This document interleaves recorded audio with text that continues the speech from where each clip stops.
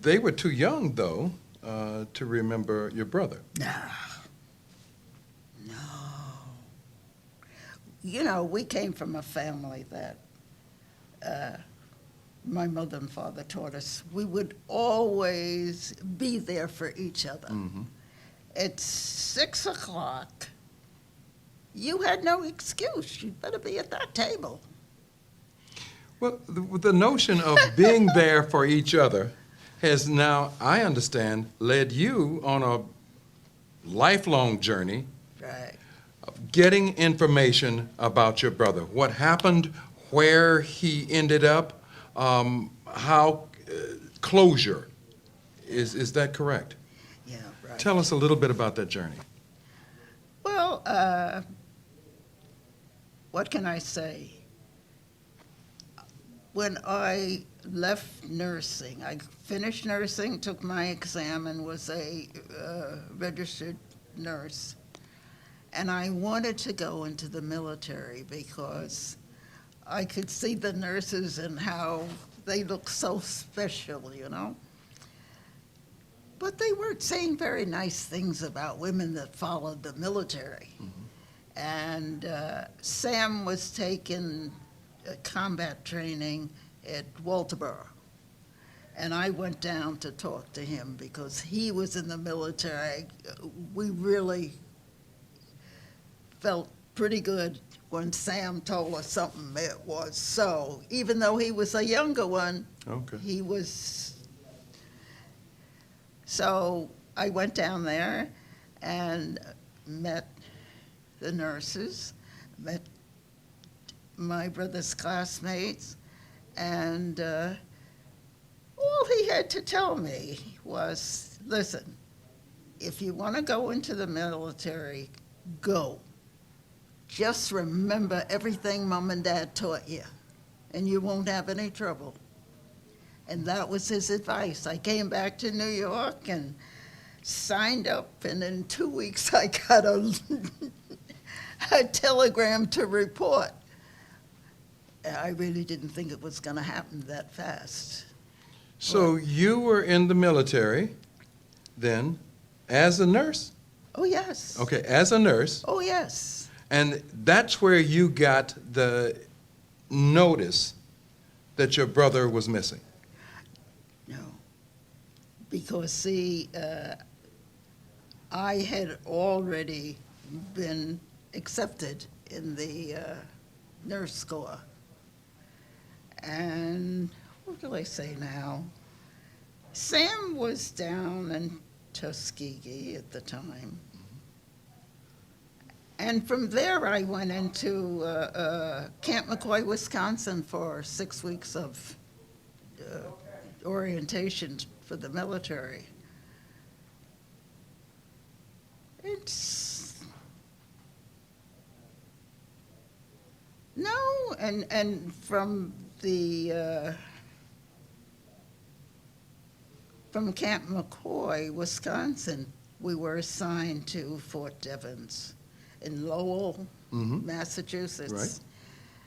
36, we were the first black nurses that weren't sent to Fort Huachuca, where the nurses that were there that were black were assigned to take care of the black soldiers and the POWs. And the POWs. That's right, they got first. Blacks and POWs. Yeah. Okay. So, and then, but you had kept up with your brother. Oh, yes. And where was his first assignment? Do you remember? Ooh. Oh, it's been years. Okay.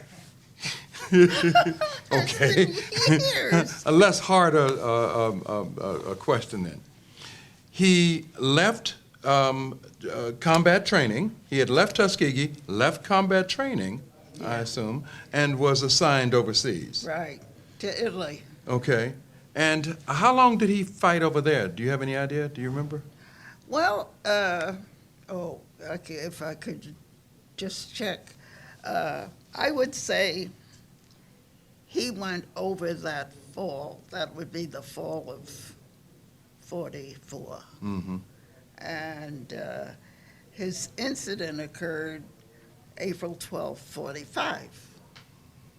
So that's a short time for him. You were getting news back where you were about the war and about, did you get news about fallen soldiers, fallen airmen then? No, yeah, Sam was very special. He would not upset my mother that way, you know. And he would say where he was going to visit or something like that, but never told her anything. You, among the classmates that you remember of Sam's, do you have any idea how many of them are still about or died during that time? You need George Hardy because George gave me a picture with everybody's name on it that I Okay. have since we came here to the convention. Well, if I can start this equipment. Here it goes. There.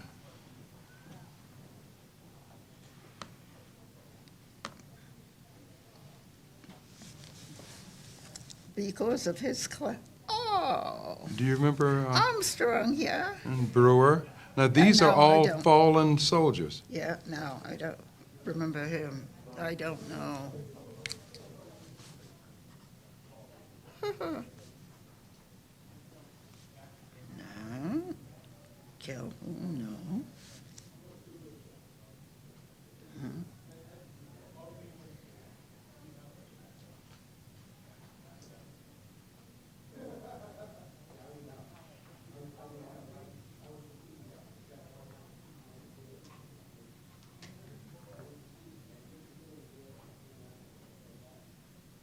Then they weren't all pilots, right? No, they were all pilots. All of these were pilots, as I understand it. I've seen that Falkland's name before, but I don't know him.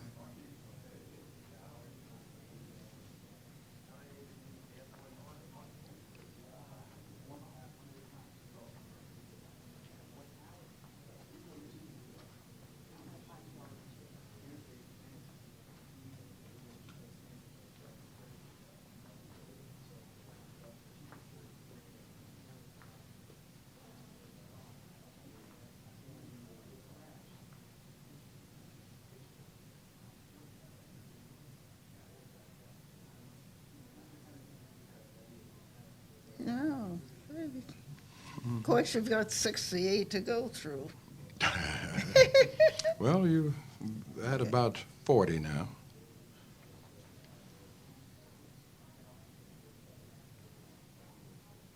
Aha! Yeah, it's him.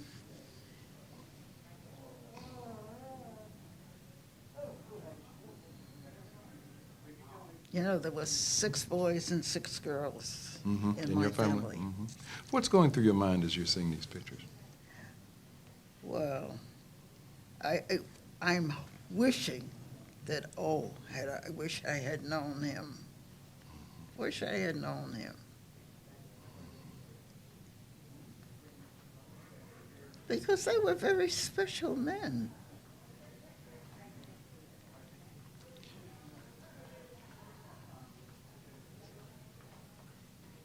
But you know, the nicest thing about it, when we were stationed at Lockburn, his classmates were there and they adopted me as their little sister. Did they?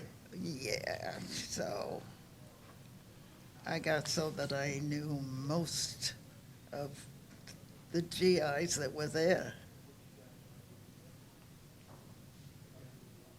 No, I don't know those young men at all. Mac Ross.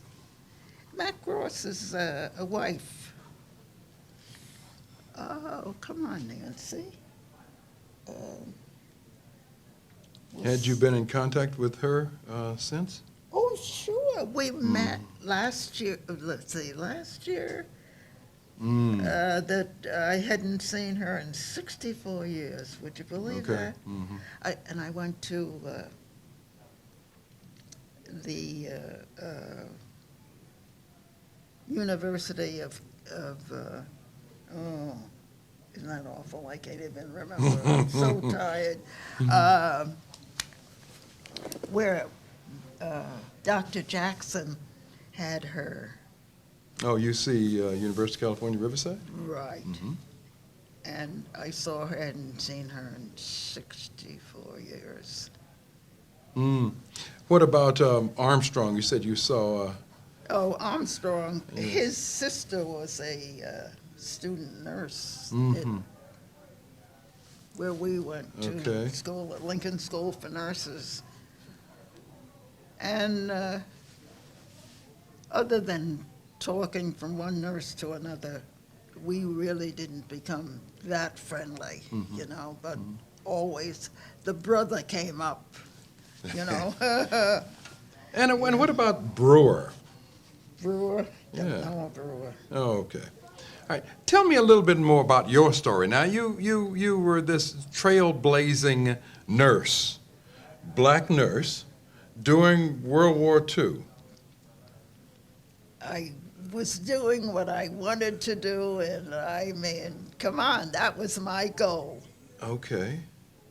And it was very easy for me, and you know, uh, I was always assigned alone, never another nurse or another person with me. I was always, Why is that? I don't know, never really, never thought about it until, maybe a couple of years ago when one of the nurses was saying who she was stationed with, and I said to her, how can that be? I didn't have anybody with me. Mm.